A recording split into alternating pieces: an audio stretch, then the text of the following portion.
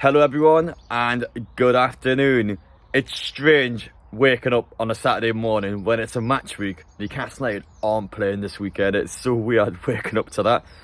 But you know what? I'm in a good mood. It's a good chance for the players to get back, get prepared for Crystal Palace away. A fixture which statistically we never win at. So it's a good time to get the players ready for a huge match. And I'm in a good mood. I'm in an even better mood actually after seeing Amanda Staveley's paragraph this morning. So on her Instagram page, you must have realised during the week, or she must have been getting quite a few messages from fans asking about her potential resignation, asking about her future at the football club, and a lot of fans quite concerned about what she's actually going to be doing with Newcastle United. So she's decided this morning to actually put out a massive paragraph basically explaining it and just getting straight into it. So I'm buzzing with it. Obviously I'm here to tell you the good news. She is not going anywhere. Of course she's not. But the fact that she came out and mentioned it herself, I feel like is always important for you guys. And hopefully this final just nail in the coffin that can actually get you guys just relaxed, get you calmed down. Obviously we had the brilliant news with Bruno yesterday. We'll talk a little bit about him towards the end of this video, but I want to address the first half or so to Amanda Staveley because quite a lot has came out. So just to recap what's actually happened. So around Wednesday time, if you went on to company houses, it was actually said on some of the Newcastle United companies on the website that Amanda Staveley and Jamie Rumours had both resigned from it. So of course these ITK accounts then start posting all over social media and it causes a massive frenzy. I've came out, obviously I've shut it down and made sure that you guys that are watching these videos are fully aware of what's actually going on. Now, do bear in mind that in Amanda's statement and her paragraph that I'm about to read out shortly, she does not talk about her shares inside the club now. Her shares and her resignations from particular companies of Newcastle are two completely different things.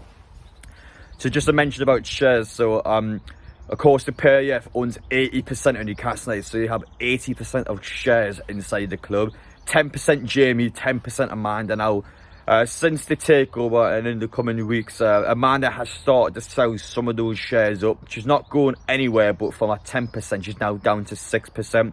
So in essence, you could argue she has less power inside the club. But just to mention that her shares are still completely different from these dormant companies that we're going to talk about now.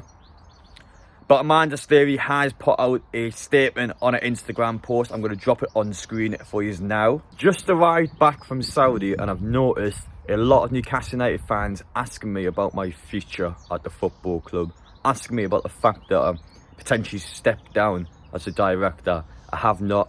The changes made last week have been purely administrated to dormant companies inside the club. So straight away she's just confirming that everything happening in the company's house last week was obviously just natural. It wasn't something that you should be concerned by.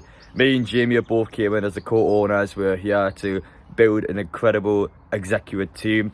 She just keeps going into how we are so privileged to be a part of your fan base. It's just a lovely paragraph there where she's speaking back to the fans. She's speaking about her love for the football club, and she's also obviously telling everyone what's happening in company houses. So it's quite a nice message. It tells a lot of information, and for everyone watching straight away, that is from Amanda herself. That's not me telling you that, that is Amanda telling you that. So surely now I shouldn't be getting any comments, any DMs from you guys going, oh, is Amanda leaving, is Amanda selling? I don't want to see any more of it. Listen, that's Amanda's comment directly from her, so there's no reason whatsoever why any of you guys need to be asking me about the future of Amanda Steve. Listen, I'm not Amanda, that's Amanda. She's just said it there, so there you are. That should be all the evidence that you need. She's not going anywhere. I'm absolutely buzzing to be telling you that. There's no reason why you shouldn't have thought that otherwise, but it doesn't include her shares, as I mentioned before, so she hasn't mentioned anything regarding her shares in the football club in that paragraph. So again, obviously do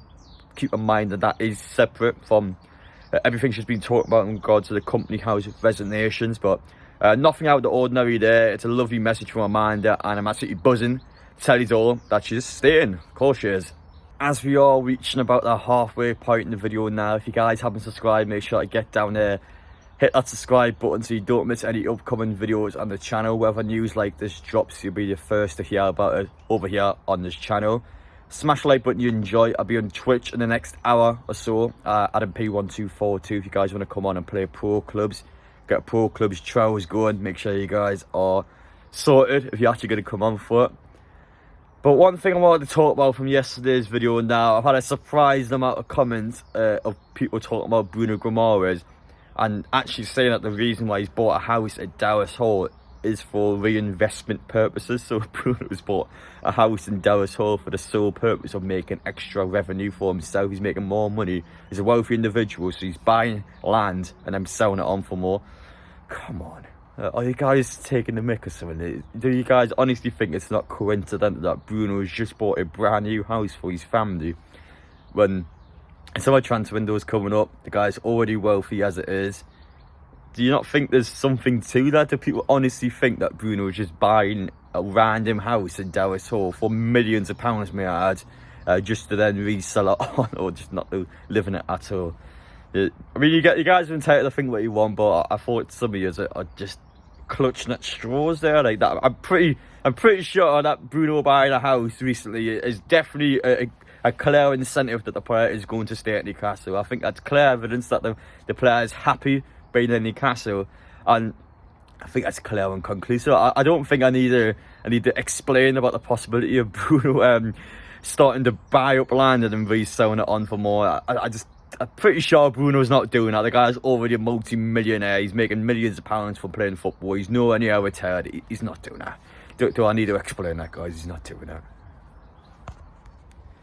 And finally, to finish things off, I'm going to talk about injuries now. I think as Newcastle fans, we are sick to bloody death of hearing about injuries, and we have good reason for that. We've got probably the worst injury record in this league.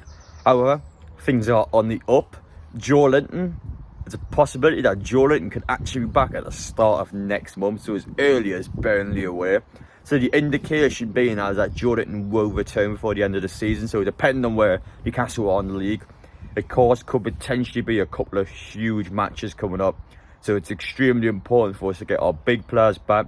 Joe Linton's a big one. Of course, Callum Wilson's back in training now, so hopefully he can come back for the last couple of games as well. The likes of Nick Pope, you like to see him back. Still got a few players there. We're hoping that we can get a couple more games out of them this season, get them back for the last few matches, and then Newcastle can maintain that European push and make sure we have some form of European football going next season. And if we can do that, then I still think we've had a brilliant season, despite how depressing it's been at times. Now, the thing with this season being is that I think the highs have been so high. Of course, we smashed PSG, smashed Man U away, we smashed Sunderland away. And then the lows are so low. The Chelsea game, we lose at the dying minute to go out the Carabao Cup. We've had all these lows this season where I think the lows are just so low and the highs are so high. So it's such a contrasted season. And that's probably why I think it feels way worse than that actually. It's actually quite a good season on paper, but it's because of how low things have been. And the fact as well, I think we probably could have done a little bit more. I think Carabao Cup probably should have back to the final, because after you beat Chelsea, you would have had Middlesbrough for 2 legs, and at that point, you would have backed us to get back there, wouldn't you? So I feel like it's more of a missed opportunity than anything. I think Newcastle has had a good season. If we get European football, it's still depending on that. But despite what's happened, despite all these injuries, despite everything that's going on, we're still well in there. We're still well in contention to finish this season on a high. Still potentially, I would have said on for a Champions League push if it wasn't for 5th spot, now no longer being for Champions League teams. But definitely on for a Europa League push, and give it a good go. Top 6, top 7, I think we should be getting that. So let's make sure we pick up these results in the games that matter. But take care, guys. Let me know your thoughts down below, and we'll see you all in the next one.